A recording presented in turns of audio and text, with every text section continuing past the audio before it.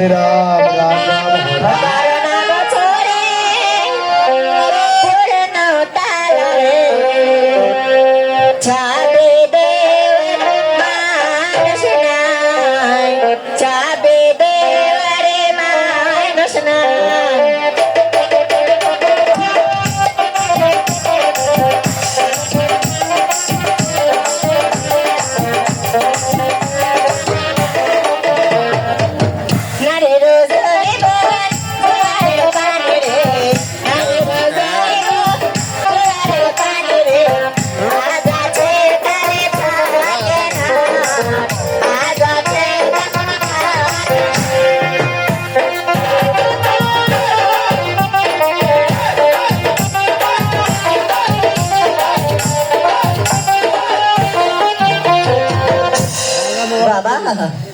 বাড়িতে কে আছে?